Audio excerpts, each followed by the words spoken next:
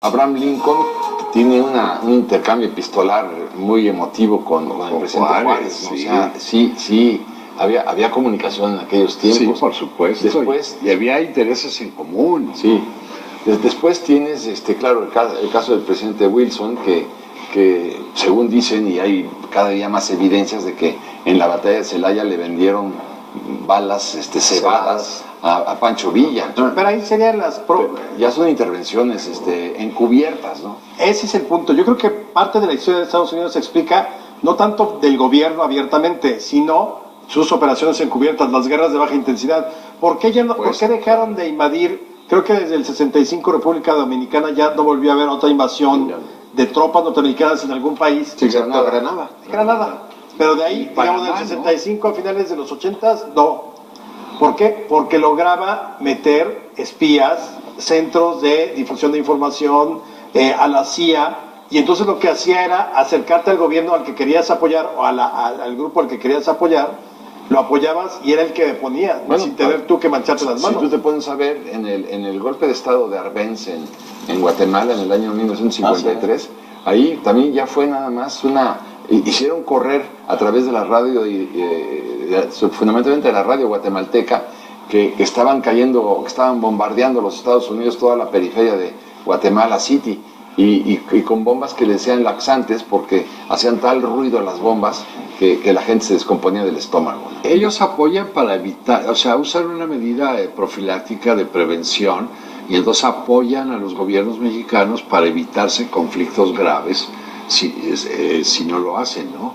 Pero siempre vigilando y cuidando sus intereses, como el caso del apoyo que dio Clinton, no sé, con la orden ejecutiva en el gobierno de Cedillo, pues México estaba quebrado. Exacto. Y mandó la orden ejecutiva aquella con todos los peligros para poderle dar a México 25 mil millones de dólares. Claro, con la garantía del petróleo mexicano, no se los dio nada más así. No. Un cheque en blanco. Un cheque en blanco, pero bueno, pero si no ha sido por Clinton, la debacle hubiera sido todavía mayor. Ese es otro presidente que generó simpatía con los mexicanos. Sí. Pero acuérdense que puso contra las cuerdas al gobierno de Salinas, porque cuando no repitió Bush, papá, y Salinas ya se había cebado las manos, ya estaba así de, híjole, ya le hicimos con el Tratado de Libre Comercio, cambia la administración en Estados Unidos y nos obligan a firmar 3 o 4... Pasan de republicanos a demócratas. Y eran los demócratas, nos obligan a firmar 4 acuerdos paralelos famosos al TLC. Es curioso, pero me quedé pensando, ahora sí que antropología social. Nuestra relación con los Estados Unidos, esta frontera porosa, permeable, etcétera, etcétera, se repite de muy mala manera con nuestros vecinos del sur, con Belice y Guatemala. Esa es otra. Esa es una historia terrible. Nos comportamos exactamente igual que se comportan los Estados Unidos con ellos, con nosotros. Pues no, yo te diría que nos comportamos bastante peor. Bastante peor. Porque todos estos... la trata de personas... Los 180 muertes que aparecen en los cementerios clandestinos, que son nicaragüenses. Y además, porque además nosotros, como quiera que sea, y ese es el punto de por qué no hemos sabido explotar más nuestra propia importancia para Estados Unidos. O sea, jamás Guatemala va a tener un porcentaje de comercio tan grande como el que México representa para Estados Unidos. No, nunca. Entonces, por eso te digo, somos nosotros y somos uno de sus maquiladores, uno de sus maquiladores preferidos, ¿no? Es que así como para nosotros Estados Unidos es el coloso del norte, para los latinoamericanos México es el coloso del norte. Hoy la industria automotriz mexicana es más importante que la vieja industria de Detroit, pues. Sí, claro. Las armadoras principales, bueno, ya no solo estadounidenses, también japoneses y alemanes. En el campo de la televisión también, o sea, las exportaciones mexicanas son cuantiosísimas, o sea, hay muchos campos de la actividad económica en donde México ha rebasado a los propios productores estadounidenses. Ahora, también, otra forma de dependencia que fue muy grave es la creación de las maquiladoras. Claro. Porque las maquiladoras es una propuesta de esclavitud moderna. Y sin embargo, si no me equivoco, fue durante el gobierno de Echeverría que se empiezan a crear los primeros cinturones de maquiladores en las fronteras y en el territorio nacional. Bueno, pero te voy a decir una cosa, generaron Fuente de trabajo. muchísimos empleos. Pero ¿sabes por qué les sirvió a los gringos? Porque así evitaron la migración de los trabajadores migrantes. Pero ahí sí nos convino a los dos países. Creo que sí. Era interesante que hubiera empleo, porque también tiene otra repercusión. En la misma medida en que tú puedes contratar empleos, haces que haya ingresos en las familias, y al haber ingresos en las familias, puedes arraigar a los niños en las escuelas. No, y creas un mercado interno que le da fuerza y cohesión a una economía. Las condiciones de semi-esclavitud siguen siendo oprobiosas, Sí, claro. Eso no podemos negarlo Sí. de ninguna manera, porque ninguna ley federal de trabajo mexicana metió la mano, hasta el día de hoy.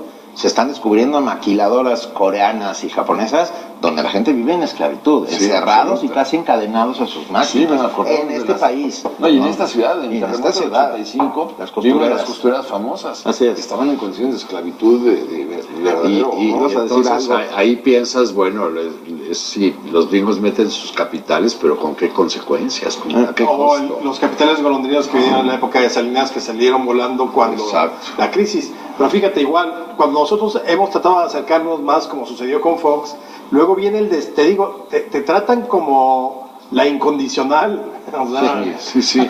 Fox se pone de tapete desde el primer momento y más porque trae el bono democrático. ¿Y de dónde venía? Somos nosotros de Coca-Cola, pero somos el país democrático, superamos la alternancia presidencial bien, en paz.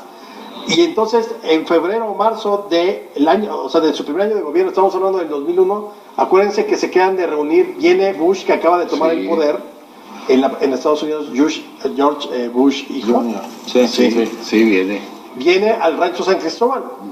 Y en el rancho San Cristóbal, con todos los reflectores del mundo puestos, porque y él además había mandado, Fox ordenó que le pusieran más agua a los frijoles, mató el mejor chanchito, y hizo barbacoa, o sea, recibió a George Bush como grande, y ¿qué le regresa a Bush? Ordena ese día el bombardeo a Irak. Y entonces, lo que era la gran visita primera, el encuentro, Desaparece. pues, pasa a un segundo Se plano porque modifica, claro. acaban de bombardear Irak. Y ahí está bien cuando le pide Fox al presidente Bush que si su hijo se puede subir al avión presidencial porque se muere de ganas, ¿no? y que si no tiene inconveniente de ir a ver a su mamá, ¿te acuerdas? A la mamá. Somos de chinguetes, es perdón, es una broma, es una mala broma, es una pueblerino. telenovela de cuarta esta. No tienes inconveniente en venir a saludar a mi mamá. Digo, pues, pero ¿de qué estás hablando? ¿Te los imaginas a los dos jugando ajedrez? Es una vez. No puede, no podría Bueno, mover un y peón. luego viene lo del 2001 en las Torres Gemelas, y el gobierno mexicano se tarda en dar el pésame o en mostrar su solidaridad, y eso termina por enfriar la relación totalmente durante el sexenio. Y otra que también fue muy importante fue la del 68, cuando Lyndon Johnson decide que vienen las elecciones en México el año siguiente, que él está esperando un conflicto violento soviético en México durante las Olimpiadas, y trata de derrocar al gobierno de Díaz Ordaz, aunque era pro-yanqui, evidentemente, la preocupación era el escándalo. Por eso quería poner una figura fuerte como fuera Alfonso Corona del Rosal como presidente de México. Y bueno, pues... Tenía como presidente a un agente de la CIA, Gustavo Díaz Ordaz. Ese no era su problema ya. O sea, pero entiéndeme, lo que quiero decir es, si tienes en la nómina de la CIA al presidente del país que ¿Estaba? está... Sí, claro. Él y Pero no Adolfo, en la nómina, y no, Adolfo no. López Mateos. En la nómina. E1 y E2 eran los... Sí, pero no. ¿Y en dónde está? Está escrito en Sí, los está. documentos desclasificados Sí, de la CIA. de la CIA. ¿Eh? Y tenían su nombre cada uno. Y tenían cada uno su nombre clave. Sí, pero bueno, lo que te diría, el problema no es ese. Yo te diría que el problema era la sucesión presidencial, el problema era la penetración cubana, porque estamos hablando del 68 a 6 años de Bahía de La Cochinos. penetración soviética también. Sí. Digo, había, Bueno, pero a través- había a una través de Cuba. izquierda, La Guerra izquierda Fría. pro-stalinista en México Tú imagínate. muy fuerte y poderosa. Imagínate la paranoia de Johnson. Si estaba bombardeando Vietnam a 15,000 kilómetros de distancia, ¿cómo no iba a tener pánico de lo que pasara en México? Por supuesto. Si en las Olimpiadas los rusos y los cubanos, según él, en su paranoia, podían desestabilizar al gobierno de Díaz Ordaz, y él dijo, necesito un hombre fuerte ahí. Y con Aunque el Díaz Ordaz- antecedente de Castro en Cuba, ¿verdad? Con los misiles Los Sí, 13 días. la crisis de digo, los... o sea, de los- de los eso misiles. creó una paranoia Pero durante bueno, la Guerra Fría terrible. ¿Por qué plantamos Amapola en Sinaloa. La plantamos porque es para surtir de morfina. Porque es una flor muy bonita. No, es para todo por escrito, para surtir de morfina al ejército norteamericano, de los Estados Unidos de Norteamérica, durante la Segunda Guerra Mundial. Y luego, cuando se terminó la Segunda Guerra Mundial, los platillos siguieron para... Claro, Abelardo Rodríguez es uno de los grandes socios de esos cultivos de amapola en toda la zona de Sinaloa. Sí, para producir drogas heroicas, la heroína, la morfina, etcétera. Bueno, ¿por qué te quedas, Alex? Híjole, pues insisto, yo creo que tenemos que adentrarnos mucho más a conocer las relaciones bilaterales, porque no todo es nada más el asunto de, pues es que nos quiere un poquito, te echan una mirada coqueta en las elecciones o simplemente porque está en contra de todo lo que el otro candidato propone. Creo que necesitamos conocer mucho más a fondo nuestra historia de la relación bilateral, porque hasta que no podamos comprender quién es verdaderamente nuestro vecino y que se va a quedar en ese ámbito, en el de vecino nada más, no creo que podamos plantear de un modo distinto la relación. Sí, y que también tenemos cosas que aprenderles, quiero decir. Y eso es porque hablamos mucho de dominación cultural, etcétera, etcétera, y no hablamos de las cosas importantes, de las universidades, de las formas de los museos, de la cultura norteamericana del último siglo. Así es. Que ha sido muy importante. En ese sentido, nuestra frontera es una trinchera, un bastión de resistencia y el lugar donde comienza la patria y donde puede terminar. Yo también creo, pero también creo yo que es un poco lo que decía Alex, necesitamos conocernos más, porque yo te decía, y lo he pensado mucho, en el caso, por ejemplo, de Andrew Almazán, o otros candidatos dentro del tapadismo, pues sí tenías que necesitabas la palomita del Departamento de Estado para ver si al gobierno de la Casa Blanca le parecía el candidato. Ahora ya cambiaron las cosas. Ahora, por más que Estados Unidos dijera voy a imponer en el 2018 a X, pues no pueden imponer ya a nadie en ese sentido. Pero yo creo que sí influyen todavía, ¿eh? No creo. No, ya no. ¿Ya no creen que ya no? Yo creo que ya no. Yo creo que ya es otro el contexto, ya es otro el sistema de chantajes. Hoy pueden apretar un botón y se vacían las reservas del Banco de México.